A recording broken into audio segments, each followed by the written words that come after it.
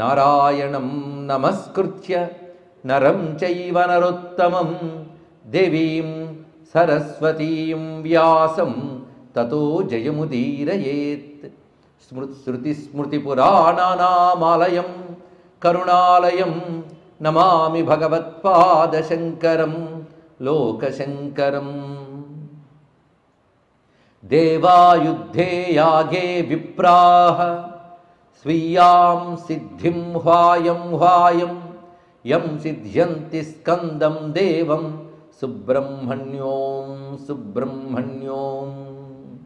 యో వై స్కందపృష్ఠః శంభోః సత్యం జ్ఞానం బ్రహ్మాద్వైతం ఓంకారార్థం ప్రాహస్మేత్థం సుబ్రహ్మణ్యోం సుబ్రహ్మణ్యోం.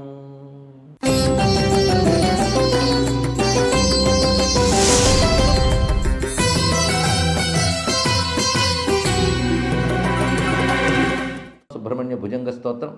దీని ఆధారంగా ఆదిశంకర భగవత్పాదుల వారు ప్రతి పదంలో కూడా సుబ్రహ్మణ్య తత్వాన్ని ఆవిష్కరిస్తున్నారు. దీన్ని ఆలంబనంగా చేసుకుంటూ మనం సుబ్రహ్మణ్య కథా వైభవాన్ని కూడా చెప్పుకుంటున్నాం.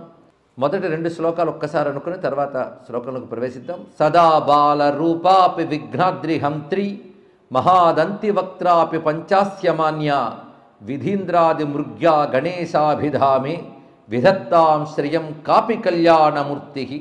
న జానామి శబ్దం న జానామి చార్థం న జానామి పద్యం న జానామి గద్యం చిదేకా షడాస్యా హృది ద్యోతతే మే ముఖా నిస్సరం తే గిరశ్చాపి చిత్రం.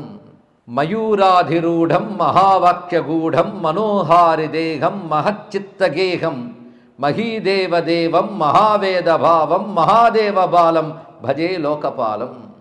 ఇందులో మయూరాధిరూఢం అంటే మయూర వాహనంపై ఉన్నవాడు అంటే నెమలి వాహనంపై ఉన్నవాడు అని అర్థం. అసలు మయూరం స్వామి వద్ద ఉండడానికి కారణం ఏమిటి? ఇది కూడా శాస్త్రంలో గొప్ప అంశములు చెప్తున్నారు. మయూరాధిరూఢం వచ్చింది కనుక స్వామి జననగా తర్వాత కానీ చెప్పుకోవాలి. భద్రవటం అనే వటవృక్షం కింద శివుడు సుబ్రహ్మణ్య స్వామిని తన ఒళ్ళో పెట్టుకుని అందరూ కుమార అని పిలవగానే 6 రూపాలతో వెళ్ళాడు సుబ్రహ్మణ్యుడు. మళ్ళీ 6 కలిపి ఒకటిగా ఉన్నాడు. అలాంటి సుబ్రహ్మణ్య స్వామికి దేవతలందరూ అనుగ్రహించడం కోసం పట్టాభిషేకం జరుగుతున్నది. సుబ్రహ్మణ్య పట్టాభిషేక ఘట్టం. ఇది చాలా దివ్యమైనటువంటి ఘట్టాన్ని మహాభారతంలో అరణ్య పర్వంలో ప్రస్తావనగా చెప్తూ శల్య పర్వంలో విస్తారంగా చెప్పారు. శల్య పర్వంలో బలరాముడు అనేక తీర్థయాత్రలు చేసి వస్తూ పాండవులతో కృష్ణ పరమాత్మతో కలిసి మాట్లాడుతూ తాను చేసిన తీర్థయాత్ర విశేషాలు వివరిస్తూ హిమవత్ పర్వత ప్రాంతంలో సరస్వతి నదిని చూశాను, అక్కడ సుబ్రహ్మణ్య స్వామిని స్మరించుకున్నాను, ఎందుకంటే అక్కడే సుబ్రహ్మణ్యునికి ఒకప్పుడు పట్టాభిషేకం జరిగింది అని చెప్తున్నారు. అది జరిగిన చోటు, ఆ చోటుకి వెళ్ళాను అని చెప్తున్నాడు ఆయన. అంటే ఎప్పుడో జరిగిన పట్టాభిషేకం, దాని యొక్క తీర్థం ఉంది ఇప్పటికీ, అది దర్శించాను అని బలరాముడి మాట. అక్కడ వ్యాసుల వారు పట్టాభిషేక ఘట్టాన్ని విస్తారంగా చెప్పారు. ఇక్కడ ఎన్ని రకాల దేవతలు ఉంటారో అప్పుడు తెలుస్తుందండి. దేవతలు అంటే మనకి తెలీదు, దేవతల వ్యవస్థ ఏంటో తెలియదు. ఆ దేవతా వ్యవస్థ అంతా అక్కడ కనబడుతుంది. వసువులు, రుద్రులు, ఆదిత్యులు, సాధ్యులు, తుషితులు ఇలా చెప్పబడుతూ దేవతాగణములు చాలా ఉన్నాయి. ఇన్ని దేవతాగణాలతో విశ్వం నడుస్తుంది. ఇన్ని దేవతాగణములు పరమేశ్వరుని యొక్క శక్తి విశేషాలే. ఈశ్వర శక్తి ఇన్ని రూపాలతో నడుపుతుంది కనుక మన సంస్కృతిలో ఈశ్వరుడొక్కడే, దేవతలందరూ సర్వదేవతలు ఈశ్వరుని యొక్క శక్తి విశేషాలే. అలాంటి దేవతలు స్వామి శక్తితో పనిచేస్తున్నా వాటికి ఒక్కొక్కప్పుడు అసుర శక్తుల ఆక్రమణ వల్ల లోపం ఏర్పడినప్పుడు పరమేశ్వరుడు ఏదో రూపంలో వ్యక్తమై రక్షిస్తాడు. ఎందుకంటే దేవతలకు భగవంతుడు పెట్టిన పని ఏమిటంటే విశ్వరక్షణ అనేటువంటి అధికారము, శక్తి ఇచ్చాడు ఆయన. అయితే అసుర శక్తుల విజృంభణలో తగ్గితే మళ్ళీ పరమేశ్వరుడే వారిని ఆదుకుంటూ ఉంటాడు. ఇది సాధారణంగా అవతార కథల్లో, అసుర సంహార గాథల్లో ఉన్నటువంటి అంశమే. అలాంటి అసుర శక్తులు విజృంభించి తారకాసురుడు మొదలైన వారు విజృంభించినప్పుడు, దేవతాశక్తులు క్షీణించినప్పుడు ఆ దేవతలకు సేనానిగా సుబ్రహ్మణ్య స్వామిని పట్టాభిషిక్తుని చేస్తున్నారు. అంటే సర్వదేవతలు ఆయనకి సేనల కింద మారిపోయారు. ఒక్కొక్క దేవత కింద చాలా గణములు ఉంటాయి. ఇంద్రుడు అనగానే ఒక ఆయనే కాదు, ఆయన కింద చాలా గణములు ఉంటాయి. అలాగే వరుణుడు, యముడు ఇత్యాది దేవతలు, ఆ దేవతల కింద ఉన్నటువంటి గణములు, సేనలు వీటన్నిటినీ సుబ్రహ్మణ్యునికి ధారాదత్తం చేస్తున్నారు వారు. ఇప్పుడు ఆయన ఆధిపత్యం స్వీకరించబోతున్నాడు. ఆ పట్టాభిషేకం చేసింది ఎవరు అంటే సాక్షాత్ శివుడు ఇంద్రుడు ఏర్పాటు చేసిన సింహాసనం మీద కూర్చోబెట్టి గౌరీ సమేతుడై మొట్టమొదటిగా తాను మంత్రితమైనటువంటి మంత్రములతో కూడినటువంటి సువర్ణ కలశాలతో జలము తాను అభిషేకించాడు. తర్వాత పార్వతీదేవి అభిషేకించినది. తర్వాత సర్వదేవతలను అభిషేకం చేశారు. అభిషేకం చేసిన తర్వాత చక్కగా అలంకారం చేసి ఆయన కూర్చోబెట్టిన తర్వాత సర్వదేవతలు ఆయనకు బహువిధములైన కానుకలు ఇచ్చారు అని వర్ణిస్తారు ఇక్కడ ప్రతివారు. అందులో ఒక్కొక్కరు తమ యొక్క శక్తులని ఆ కానుకల రూపంలో ఆయనకి సమర్పణ చేసుకున్నారు. అందులో మయూర వాహనం ప్రత్యేకించి గరుత్మంతుడు ఇచ్చాడు అని చెప్పారు. ఇక్కడ గరుత్మంతుడు మయూర వాహనం ఇచ్చినట్లుగా వర్ణించబడుతుంది. గరుత్మంతుడే ఒక వాహనం. గరుత్మంతుడు అనూరుడు అనేటువంటి వారు సోదరులు, వారు వినతాసుతులు. అదేవిధంగా వారి సంబంధమైనటువంటి పక్షి జాతికి చెందినవాడే మహానుభావుడైనటువంటి మయూరం. ఈ మయూరం గురించి అనేక రకాల కథలు చెప్తూ ఉంటారు. ఒక్కొక్క చోట ఒక్కొక్క రకం కనబడుతుంది. ఏది మయూరం అంటే స్వామికి మయూర వాహనాలు చాలా ఉన్నాయని తెలుస్తుంది. ఒక వ్యక్తి 3-4 కార్లు ఉండవండి, అలాగే ఆయనకు కూడా మయూర వాహనాలు చాలా ఉన్నాయి. ఒకప్పుడు ఆయన చేత సంహరింపబడ్డ ఒక ధనుజుడు పశ్చాత్తప్తుడే తానే మయూరంగా మారినట్లు ఒక వర్ణన కనబడుతుంది. అదేవిధంగా గరుత్మంతుడు మయూరం ఇచ్చాడని చెప్తారు. ఇంకో కథలో అసలు మయూరం అంటే కల్పములు మనకు తెలుసు. ఇప్పుడు శ్వేతవరాహ కల్పం నడుస్తుంది. అంటే నారాయణుడు శ్వేతవరాహమై భూమిని ఉద్ధరించినప్పుడు ఏర్పడిన కల్పం ఇది. ఇది శ్వేతవరాహ కల్పం. ఒక్కొక్క కల్పంలో సృష్టి ఒక్కొక్క రకంగా వ్యక్తమవుతుండేది పరమాత్మ నుంచి. అప్పుడు పరమాత్మ ఒక్కొక్క రూపంతో వస్తాడు. శ్వేతవరాహమూర్తిగా భూమిని ఉద్ధరించినటువంటి కల్పం ఇప్పుడు నడుస్తుంది. అలాగే మయూర కల్పంలో కల్పం ఉంది. దాని ముందు వచ్చిన ప్రళయంలో సర్వజగత్తుని లయం చేసుకున్నటువంటి శివుడు ఆ కల్పారంభంలో మయూరముగా వ్యక్తమై సముద్రం నుంచి వచ్చి మయూరం పింఛం విప్పి అనేక రకాలైనటువంటి సౌందర్యాలు చూపించినట్లుగా తనలో లీనమైన సృష్టిని పింఛం విప్పినట్లు విప్పి చూపించాడు శివుడు. అలా మయూరముగా సృష్టిని వ్యక్తం చేశాడు కనుక కల్పం పేరు మయూర కల్పం. అలా వ్యక్తమైన శివుడు తదంశ రూపంతో అలాగే ఉన్నాడని ఆ స్వరూపమే సుబ్రహ్మణ్యునికి తర్వాత వాహనమైనది అని చెప్తున్నారు. అంటే ఈ మయూరము శివాంశ సంభూతం. ఇది పురాణ గాథల ప్రకారంగా. సుబ్రహ్మణ్యుడు యజ్ఞస్వరూపుడు. సుబ్రహ్మణ్యుడు అంతరిక్ష విజ్ఞానంతో కూడినటువంటి కృత్తికాది నక్షత్రములకు అధిపతి. ఆ కృత్తికా నక్షత్రానికి యజ్ఞానుకున్న సంబంధం కూడా చెప్పుకున్నాం. అలాగే జ్ఞానాధిదేవత. ఇవి చెప్తున్నప్పుడు మయూరం గురించి కూడా యజ్ఞతత్వంతో సంకేతం ఉంది సుబ్రహ్మణ్యునికి మయూరానికి. దీని వైదికమైన ప్రమాణం ఏంటంటే సంవత్సర కాలం యజ్ఞం శాస్త్రం నిర్వహించుతూ చెప్తున్నది. శాస్త్రంలో సంవత్సర కాల యజ్ఞములు చెప్పారు. అంటే ఇప్పుడు అగ్నిహోత్ర గృహాలు పోయే కనుక ఎవరికి తెలియదు అసలు. పూర్వం సంధ్యావందనం ఎంత ముఖ్యమో అగ్నిహోత్రం అంత ముఖ్యమైంది. ఇప్పుడు సంధ్యావందనం కూడా తెలియదు, బాధ లేదు. సంధ్యావందనము, అగ్నికార్యము, దేవతార్చన, వైశ్వదేవము ఇత్యాది అష్టకర్మలు విప్రుడికి నిర్దేశించారు. ఉపనయన సంస్కారం పొందినటువంటి వాడికి. తద్వారా లోకక్షేమం, వాడి కోసమని కాదు, లోకక్షేమం కోసం వాడు పనిచేస్తున్నాడు కనుక వాడు భూసురుడు అని గౌరవించారు. ఇది జన్మ మాత్రం చేత వచ్చిన గౌరవం కాదు, కర్మ చేత వచ్చినటువంటి గౌరవం. జన్మ ఒక అర్హత మాత్రమే, కర్మ చేత పూర్ణత్వాన్ని పొందేవారు. అందుకే లోకాన్ని రక్షించేది యజ్ఞము. ఇది రహస్యమైన అంశం. ఈ మాట భగవద్గీతలో స్వామి చెప్తాడు. సహయజ్ఞ ప్రజా సృష్ట్వా పురోవాచ ప్రజాపతి అనేన ప్రసవిష్యధ్వం యేషవోస్తిష్టకామ దుఃఖని భగవద్గీతలో చెప్పమన్నమాట. అంటే యజ్ఞము ద్వారా లోకం క్షేమంగా ఉంటుంది. యజ్ఞము చేత దేవతలు సంతృప్తి చెంది దేవతల చేత ప్రకృతి శక్తులు రక్షింపబడుతూ ప్రకృతి ద్వారా మనం క్షేమంగా ఉంటాం. వైదిక ఋషులు తపశ్శక్తితో దర్శించిన విశ్వరక్షణ సూత్రం యజ్ఞం. ఇది ఆలోచించి రీసెర్చ్ చేస్తే చాలా పెద్ద సబ్జెక్ట్ ఇది. కొందరు పాశ్చాత్యులు చేస్తున్నారు. కొంతకాలం క్రితం అగ్నిహోత్ర అని హాలండ్కి సంబంధించిన ఒక సైంటిస్ట్ పుస్తకం రాశాడు యజ్ఞాల గురించి. మనం ఇంకా ప్రాచీన నమ్మకాలు అనుకుంటున్న విజ్ఞాన శాస్త్రం అని చెప్తున్నారు. మొత్తం యజ్ఞం గురించి వచ్చింది కనుక ప్రస్తావన వస్తుంది. యజ్ఞంలో నిత్యాగ్నిహోత్రీకులకు తెలిసేది మామూలుగా ఒక సంకల్పంతో చేసే యజ్ఞములు కాకుండా సంవత్సరం పాటు చేసే యజ్ఞములు ఋతువులు మారుతూ ఉన్న కొద్దీ యజ్ఞముల్లో మార్పులు కూడా ఉంటాయి. ఒక్కొక్క ఋతువులు ఒక్కొక్క యజ్ఞాన్ని శాస్త్రం చెప్తాను. ఆ విధంగా 12 మాసాలు ఆ ఋతువుల్లో యజ్ఞముల్ని నిర్దేశించారు. ఆ విధంగా దశ పూర్ణమాస ఇష్టి ఇత్యాదులు ఉంటాయి. ఇవన్నీ కూడా సరిగ్గా ఆయా ఋతువుల్లో ఒక అమావాస్య, ఒక పౌర్ణమి అంటే చైత్ర పూర్ణిమకి ఏం చేయాలి, చైత్ర అమావాస్యకి ఏం చేయాలి. మనకైతే అగ్నిహోత్రంలో నెయ్యి వేయడం ఒక్కడే కనబడుతుంది, కానీ మంత్రభేదాలు ఉంటాయి, ద్రవ్యభేదాలు ఉంటాయి, క్రియాభేదాలు ఉంటాయి. వీటితో యజ్ఞం చేస్తారు సంవత్సర కాలం. అంటే 12 మాసాలు. 12 మాసాలు అంటే 6 ఋతువులు. ఇలా సంవత్సర కాలం చేయబడ్డ యజ్ఞం ఏదైతే ఉన్నదో ఆ యజ్ఞం లోకాన్ని రక్షిస్తుంది. ఎందుకంటే ఒక సంవత్సరం అంటే పేరే సంవత్సరం. పేరు ఎంత అందంగా పెట్టారు చెప్పండి. అంటే సమ్యక్ వసతి, అన్నీ దేని యందు సంపూర్ణముగా ఉంటాయో అది సంవత్సరం అంట. అంటే చైత్రం నుంచి శిశిరం వరకు మనం లెక్క కట్టుకుంటే ఆకు చిగురించడం నుంచి ఆకు రాలడం వరకు ఒక సంపూర్ణమైన కాలం చూస్తున్నాం. ఎండ, చలి, వాన అన్నీ అక్కడే. ఇది మళ్ళీ రిపీట్ అవుతుంది మరో సంవత్సరంలో. అని అన్ని మార్పులు కలిపి సంవత్సర కాలం. ఇది మళ్ళీ ఆవృతం అవుతూ ఉంటుంది సంవత్సరం. అన్ని మార్పులు దేనిలో సంపూర్ణంగా ఉంటాయో వాటిని సంవత్సరం అంటారు. ఈ సంవత్సర కాలంలో వచ్చే ఋతువుల మార్పులతో ఇటు భూమి అటు ఆకాశం కూడా మనకు కావలసిన వర్షిస్తూ ఉంటుంది. అందుకే వర్షం అని కూడా సంవత్సరానికి పేరు ఉంది ఇక్కడ.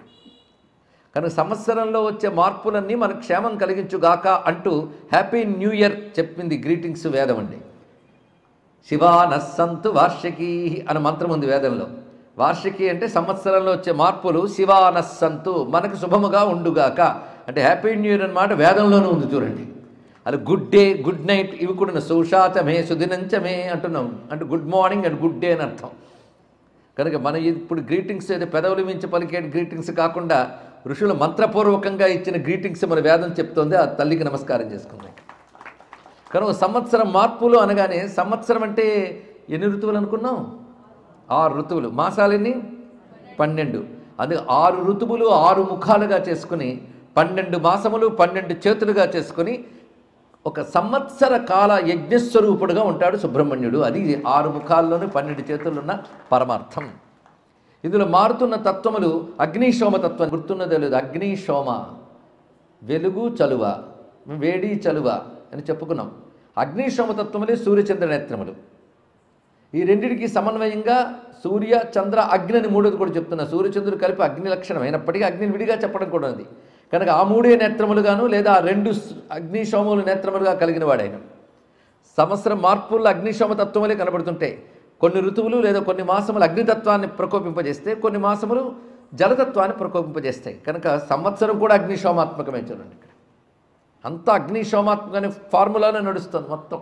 కనుక కనబడుతున్న స్పేస్ అండ్ టైం ఈ 2 కూడా అగ్నిశోమాత్మకమలే. స్పేస్ అంటే మనం చూస్తున్నటువంటి విశ్వం, టైం అంటే ఇదిగో సంవత్సర కాల విభాగం చేసుకున్నాం. మొత్తం ఇదంతా కూడా అగ్నిశోమాత్మకమే. ఈ సంవత్సరంలో జరిగే యజ్ఞముల స్వరూప సుబ్రహ్మణ్యుడు. ఇప్పుడు సంవత్సర యజ్ఞాలు మనకు తెలియవు, కానీ సుబ్రహ్మణ్యుడు తెలిసాడు కదా. ఆయనకు నమస్కారం చేసుకుని సంవత్సర యజ్ఞ ఫలాలను మాకు ప్రసాదించవయ్యా అని ప్రార్థించాడు. అయితే వాహనాల గురించి ఒక పరిశోధించి చెప్పాలంటే అద్భుతమైన రహస్యం ఉంది. విస్తారమైన సమయం లేకపోయినా సారం చెప్పడానికి కొంత సమయం తీసుకుందాం. ఒక్కొక్క దేవతకు ఒక్కొక్క వాహనం ఉంది. మన విష్ణువుకి గరుత్మంతుడు, శివునికి వృషభం, అమ్మవారికి సింహం, గణపతికి మూషికం. ఇవేమిటయ్యా దీని అంతరార్థాలంటే అగ్నిహోత్రంలో ఆ దేవతను ఉద్దేశించి మనం హోమం చేసినప్పుడు ఆ దేవతా మంత్రములు వినియోగించినప్పుడు అగ్నిహోత్రుడు ఆ దేవతాశక్తిని మనకి ఆవిష్కరింపజేస్తాడు. అప్పుడు ఆ దేవతాశక్తిని ఆవిష్కరించేటప్పుడు ఆ అగ్నిహోత్రుడి వాహనం అవుతాడు. ఇదొక అద్భుతమైన విషయం. కానీ ఏ దేవతాశక్తికి తగ్గ లక్షణం అగ్నిలో కనబడుతుంది. అది గరుత్మంతుడి లక్షణంతో గోచరిస్తే దానిపై విష్ణువు గోచరిస్తాడు. ఆ మంత్రముల యొక్క ప్రభావం చేత ఉంటుంది. అగ్నికి పేరే ఇవన్నీ. గరుత్మంతుడని, వృషభమని, వృషభోరోరవీతి, లోహితాక్ష వృషభ వేదాల్లో కనబడుతున్న మాటలు. అలాగే మూషికం అనేది అగ్నిహోత్రుడి పేరు. కొన్ని యజ్ఞాలు చేసేటప్పుడు అగ్నిహోత్రాన్ని తయారు చేసి దాచిపెడతారు కొంతకాలం, తర్వాత దాన్ని వినియోగిస్తారట. అలా దాచిపెట్టి వినియోగించిన అగ్ని పేరు మూషికం. నేను ఎక్కువ టెర్మినాలజీలోకి వెళ్ళట్లేదు, కానీ మన ఇష్టానుసారం అన్వయించకూడదు దేవతల్ని. కొంతమంది వాళ్ళు ఏదో ఆలోచన చేసి మూషికం అనగా గణపతి అనగా, గణపతిని ఎందుకన్నారంటే అప్పుడు పంటలన్నీ పండిస్తారు కదండి, ధాన్యపు గాది పెద్దగా ఉంటుంది కనుక అనంత పొట్ట, దాని కింద ఎలకలు దూరుతాయి కదా, అందుకే మూషిక వాహనం అని రాశారు ఎవరు పత్రికలో. కొత్తగా కనబడింది కదా అని వాళ్ళు ప్రింట్ చేశారు, కొత్తగా ఉంది కదా అని వీళ్ళు చదివేశారు. ఇద్దరినీ కలిపి మూర్ఖులు అనాలి. ఇలాంటి లేనిపోని అన్వయాలు దేవతలకి ఇవ్వరాదు, శాస్త్ర ప్రమాణం చూపించాలి. అది ఇందుకు చెప్పడం జరుగుతుంది. సైంటిఫిక్గా అన్వయిస్తామని కొందరు, సోషల్గా అన్వయిస్తామని కొందరు, సామాజిక భాష్యం చెప్తామని కొందరు, దేవతల తత్వాన్ని అడ్డదిడ్డంగా వ్యాఖ్యానించరాదు. వాటికి వేద ప్రమాణం చూపించాలి దేవతలకి. అందుకే వేద ప్రమాణం ఇక్కడ చెప్తున్నాం. వేద ప్రమాణంగా సుబ్రహ్మణ్యుడి సంవత్సర కాలాగ్ని రూపుడైతే లేదా సంవత్సర కాలపు యజ్ఞస్వరూపుడైతే ఆయన వహించే వాహనం పేరు చిత్రాగ్ని.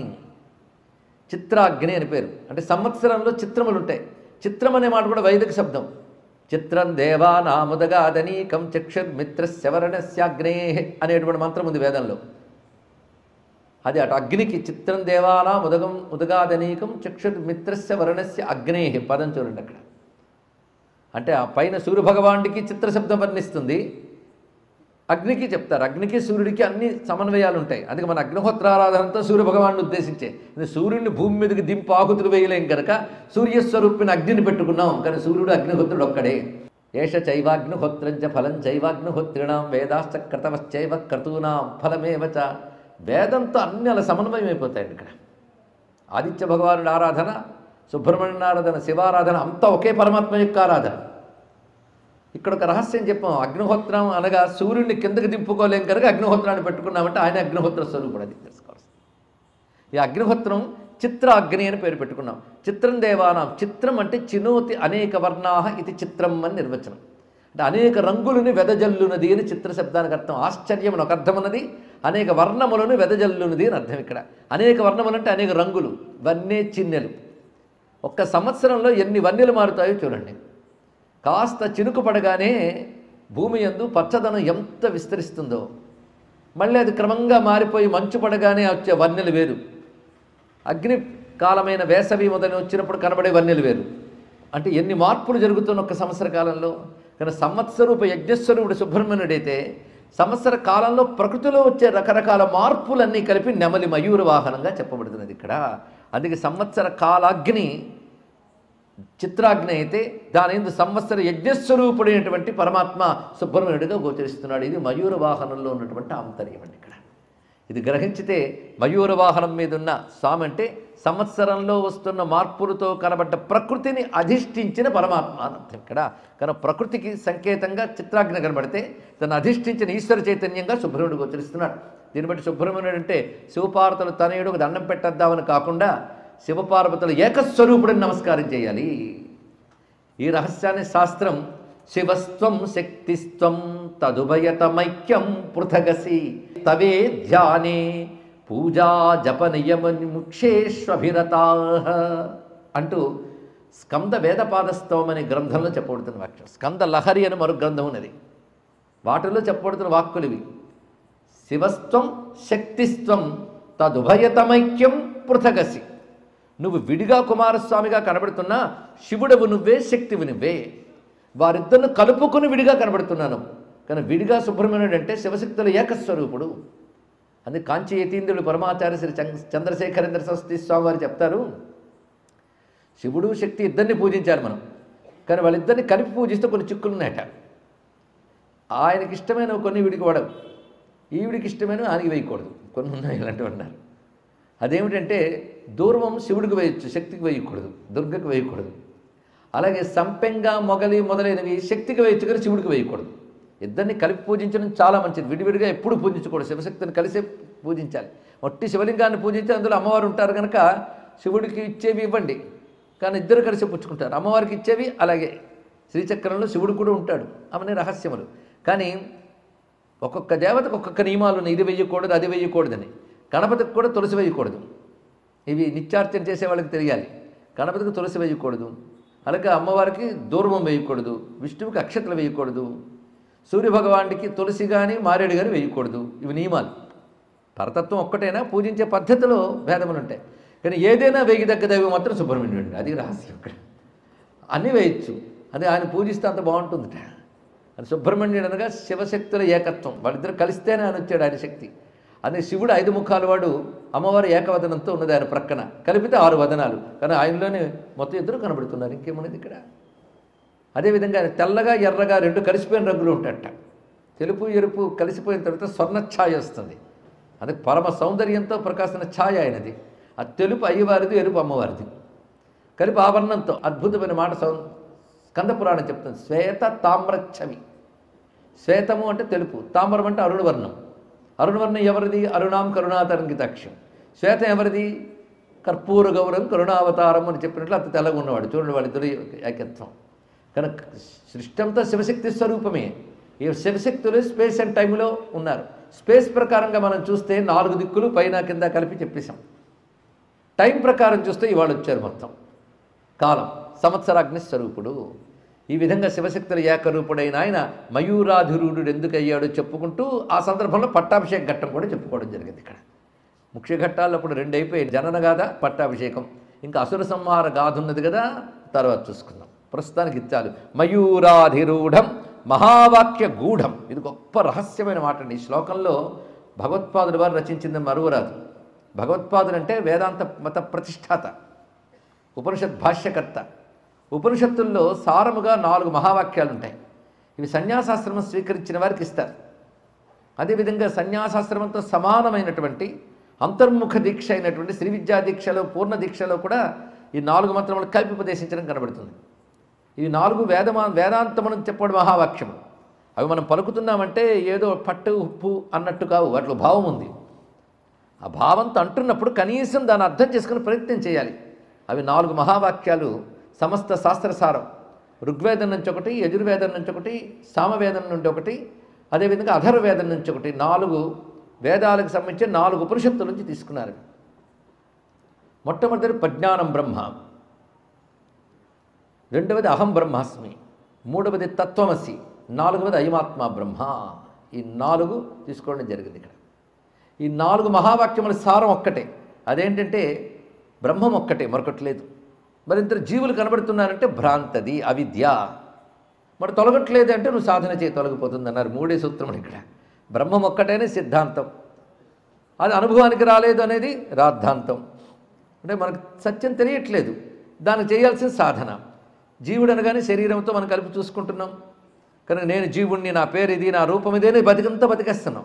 కానీ నామరూపాలు పరిహరించి లోపల చైతన్య దృష్టితో చూస్తే చైతన్యం ఒక్కటే.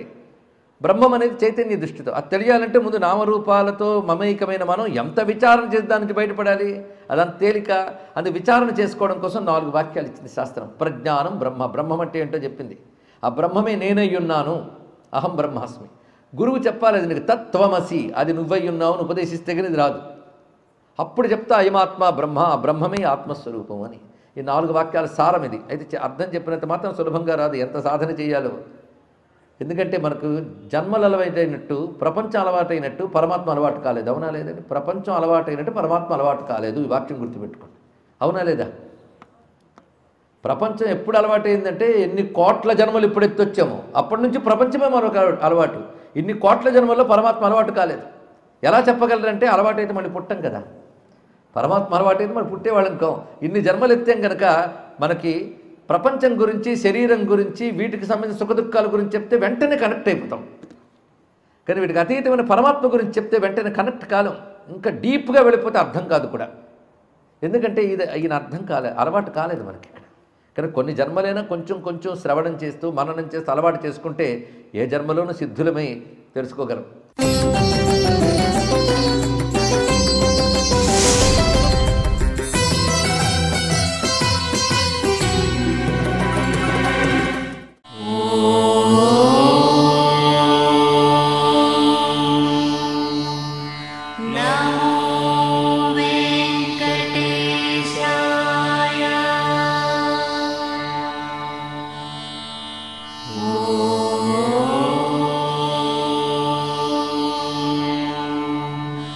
No.